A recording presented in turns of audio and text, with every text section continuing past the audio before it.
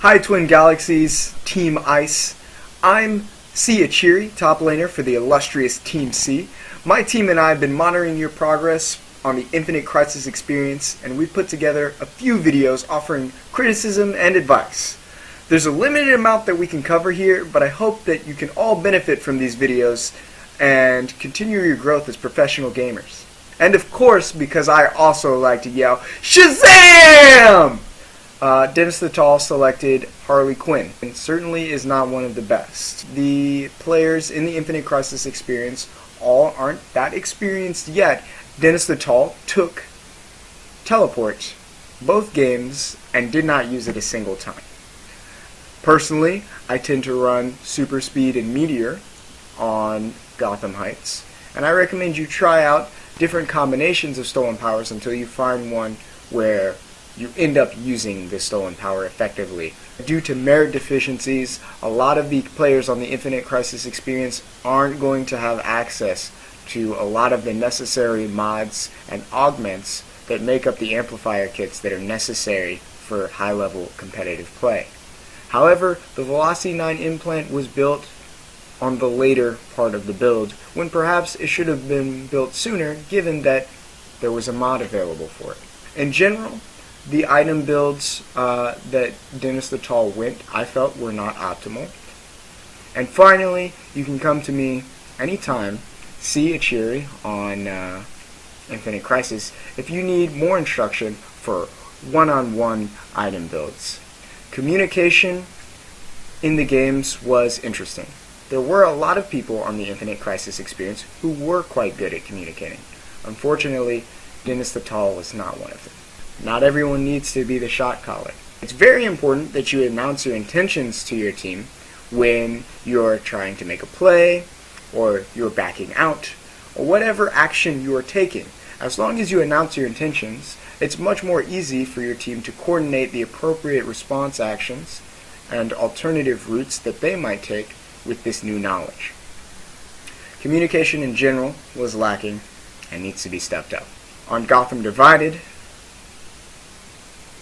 it was a tougher match to be sure, but most of the mistakes that were made by the Infinite Crisis experience team, and by Dennis the Tall in general, can be said to have happened in the first few moments of the game. Dennis the Tall and I both took teleport and surveillance cameras for the game on Gotham Divided. The difference was I had Cyborg's teleport and Green Arrow's surveillance cameras, whereas Dennis the Tall had basic teleport and basic surveillance cameras. In general, having better stolen powers is extremely important, but when it comes to the Green Arrow surveillance camera, there is no substitute. Without Green Arrow surveillance cameras, it's going to be almost impossible to maintain your vision and have a competitive match on Gotham Divided. Another problem that Dennis the Tall exhibited in top lane was not knowing the lane matchups too well. The key to understanding this is just playing the game more. Another mistake that was commonly made by Dennis the Tall and other members of the Infinite Crisis experience team was putting their life in danger for no particular reason. Finally, I would like to say that top lane is all about the drone wave and applying pressure. It's important that when your opponent is applying pressure, you figure out what the countermeasures are to this pressure. That's all I've got to say for today. Good luck in your next week, and I hope that this video was helpful for everyone. Bye.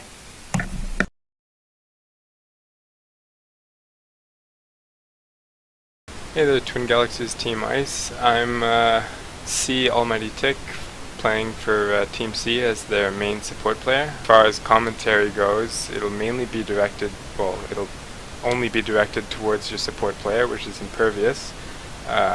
So here we go. What I noticed was Impervious's your first starting item was Cosmic Belt, which shouldn't have, for game 1 it made no sense. I mean, unless it was like your first couple times playing the game itself, then that's fine. 1, Cosmic Belt, level 2, worst possible start. I would have gone for maybe 2 points in the refundable and buy something else, or even 1 point refundable and buy like a 1,000 item, a Star Heart. You could have bought a Star Heart because Star Heart's 1,500 credits. And then after that, once you buy a Star Heart, you buy the refundable again, then you get the level 2 Star Heart, and then you buy the refundable again, and you get the level 3 Star Heart. And you keep repeating that because you always want to be spending your gold once you leave the base. All of that's covered in Islam Kanada's gold efficiency guide, and it's very thorough, and it's worth taking a read. You need sustain. Another thing is sustain, just in general. Obviously, I'm sure you noticed in your first game on Gotham Heights, you ran out of mana almost immediately in that first fight. And it wasn't, I mean, it was partly because you had been spamming spells, which was a little bit unnecessary, especially when you're missing. No offense. You had managed to miss your Q countless times. I mean, sure, you had some plays, but I'm talking early game. You had managed to miss your Q several times, and because of that, your damage output is actually like lowered as opposed to having just auto attacked. I completely agree with putting 1 point Q, 1 point W, 1 point E to start, but after that, if you're not comfortable hitting the skill shot yet, you're obviously you've not gone pro yet, but if you're not comfortable hitting it, max W or even max E, because they're both targetable, right?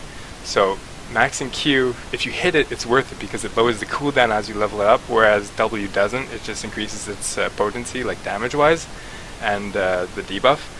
But Q, because it's a skill shot, it's very finicky. So if you're comfortable hitting it, fine, go for it. But if not, W.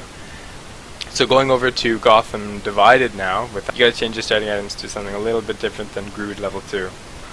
I mean, you could get an investment item either way. You want to get one with power damage and will, and they have that, and that would be the Quard Gambit. The Quard Gambit gives 150 will.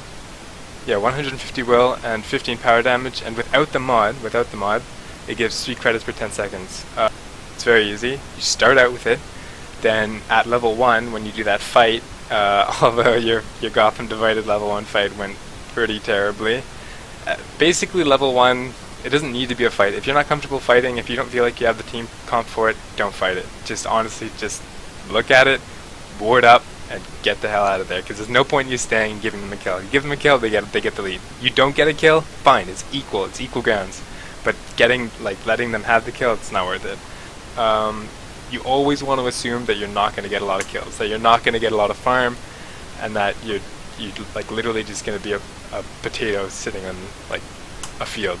You should be letting your carry or your ADC get pretty much all of the farm in lane. You should really only be focusing on sustaining and poking and zoning.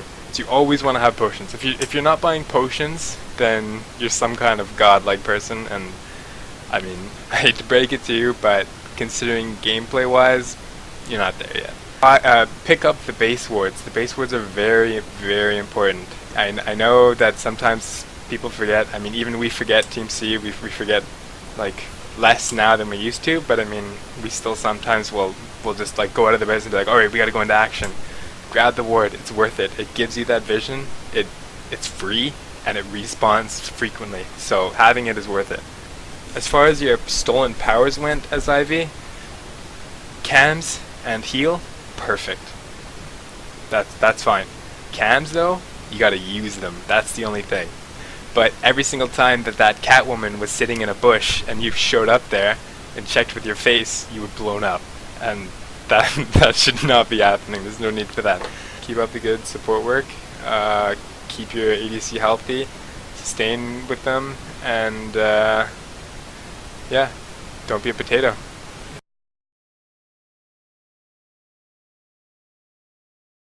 Sup guys, my name is Kangren and I'm the AD carry for Team C in Infinite Crisis, and I'm here to help you guys to have a better understanding of how to play an AD carry in the game. Neostorm, I watched your game a few days ago. Your playstyle like a bit of decisiveness. You have pretty good mechanics, but sometimes you just don't know when to move around the map, when to stay, and what to do. You just cannot do those things well right now.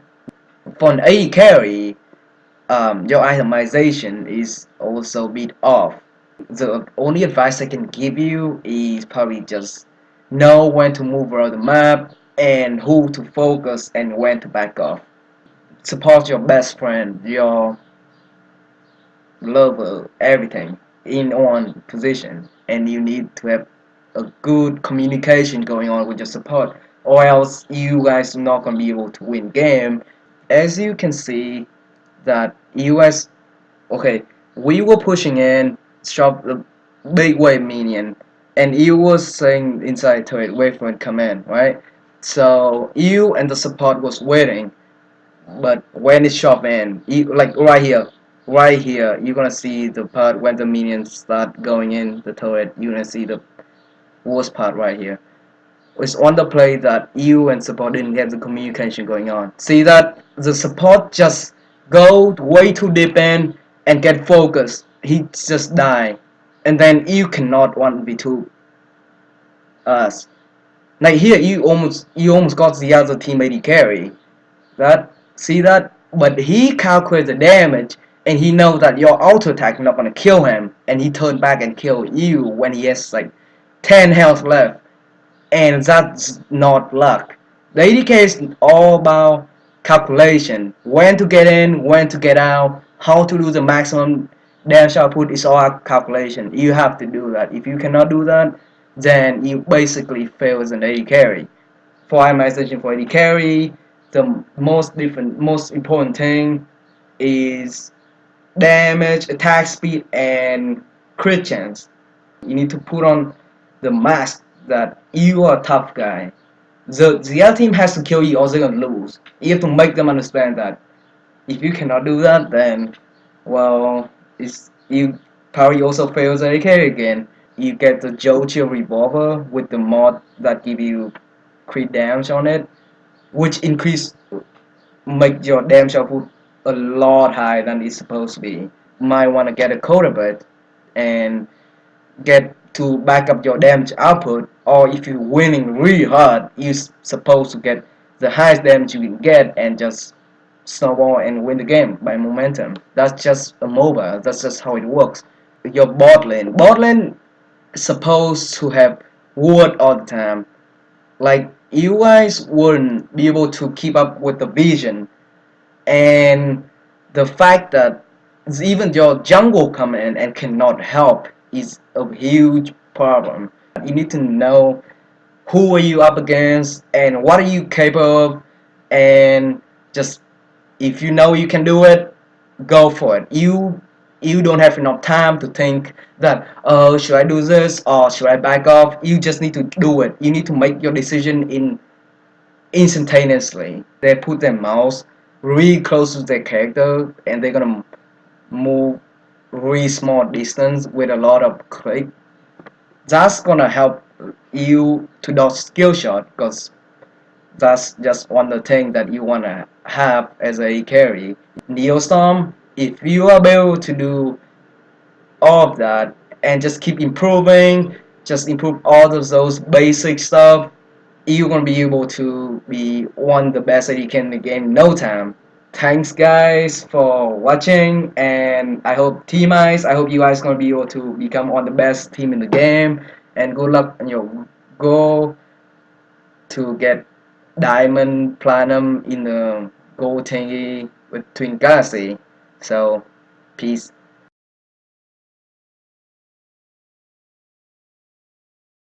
Hey guys, this is I'm Going Pro from Team C, and I'm here to make a video for Mr. Fanatic. Just from general gameplay, you should always communicate with your team on what you're doing. I know Mr. Fanatic is, well, judging from the last week's episode, I know you're pretty outspoken about things, but when it comes to your gameplay, and when you guys are playing, you don't seem to communicate with your team and then tell them what they need to do or where they need to go or what you're doing and stuff like that.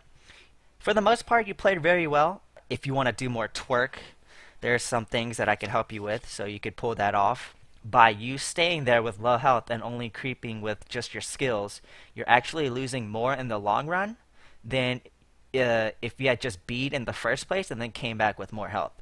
Yeah, staying at your turret with low health is never a good idea. That's like the number one no-no, especially in low-level games. It's just like you just can't stay there with low health and expect to live because soon after that you ended up getting dove by the mid and jungle. So, well, actually, no, that wasn't you. That was Rabies. I'll take that back. You did good by not dying there. I'd suggest you start out with just warding the bushes for now until you get into higher level play where people or junglers are going to start coming from all different directions, like even behind you at some cases. You need to make sure you're always communicating with your jungler, especially if you're in a solo lane. If you're behind, you can't just give up. You know, you have to keep trying some things. And one way to do that is through um, vision control. And a little tip about that, the base cams, your T cams, have a little extra range over your basic cams. The next point I want to get into is your item builds. You built an early Cosmic Staff, which is really, really not the way you want to build. Cosmic Staff is definitely not an early game item you'd ever choose. There's just the cost efficiency, wasting money on the passives that you get is just not worth it. So early game items that you'd want to do instead of Cosmic Staff would be stuff like Cosmic Belt, which is a very, very good item early game. It gives you flat power penetration, which is possibly the greatest, or how to maximize your damage early game. And you said, I can't do any more. So you never want to say that line. Never, ever, ever. You don't ever want to say, I can't do any more than what I did. You didn't use your stolen power, and you took super speed. So you ended up chasing Gasbat, if you recall this, and you landed all your skills, but he ended up living with about, I want to say 100 health, or maybe even less than that. You know, it was like one auto attack from dying. And if you had using your stolen power super speed, you would have had enough speed to walk up to him and then, you know, just auto attacked him in the face and then just killed him. Overall team communication, Fnatic, you were very silent throughout the game. You always got to keep communicating because like there's always a chance to come back, always a chance. You know, it's not just about being mechanically better than the other person and just outplaying them through like every way. There are small things that you can do to help your team get better, and you know, if you are the experienced one, you should be helping your other players get better through just general gameplay knowledge, which you should have coming from other MOBAs. And you should be stepping up when times are tough like that in the early game of your Gotham Divided game, where everybody was just like silent. There's no communication. Nobody was talking. Nobody was calling MIAs. People were just, or the enemy team was just running around everywhere, killing everything they could see in their path. You have to win through strategy and team gameplay, which comes through good communication with your team. You should be able to guide your team in the right direction and then show them how things should be done. You should be able to help your team, communicate with them, and be the voice and leader of your team if nobody else wants to step up. I've seen you play. I actually just played with you yesterday or last night, and you did well. You did actually very well, although I did carry you. So you guys can definitely become a lot better. You guys have the potential. You guys just need to put in the time and effort to become pro players. And I hope you guys can use this video well.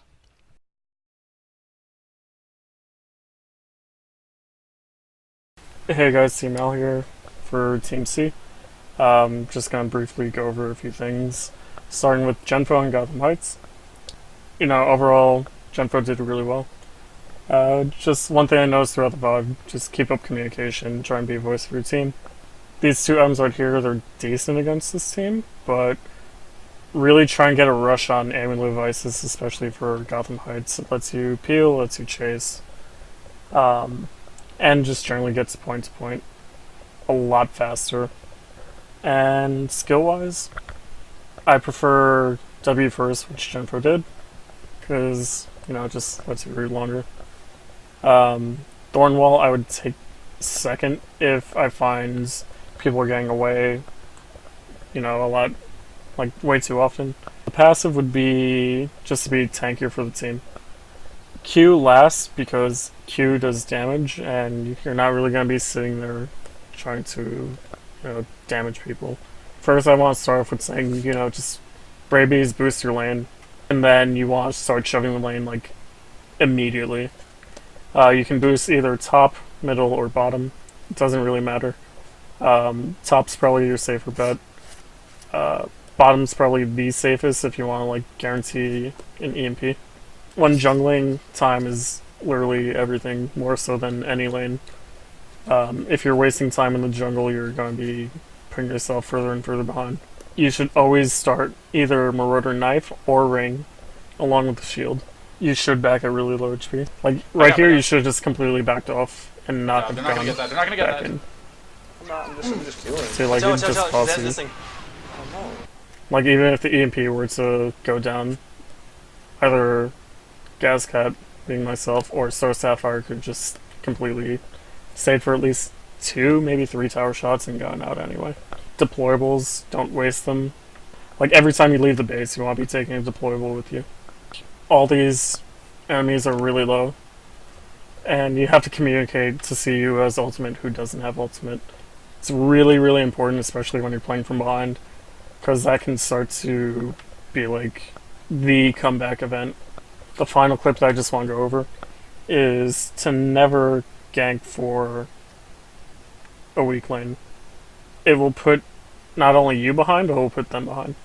So by ganking a weaker lane, you not only put yourself behind, but you put that lane behind really, really far behind. You have an immobile champion, and you have Aquaman who has a dash, so gap closer, a knockdown. You also have a knockdown and a slow. So you should be looking Shazam is resisting top, watch to out. just take advantage of that. Like, you could have kept chasing a little bit, He's back. and you Alright, probably wait. could have gotten a kill there. Be the shot caller, keep up communication, build accordingly, check for ultimates when you're behind, trying to team fight people, get picks off. Again, start ring and shield always with potions. Boost the lane, it will put your lane further ahead, and it'll put you further ahead, and it's just, you know, overall mutually benefiting. To make your team succeed, or possibly even fail, is up to you.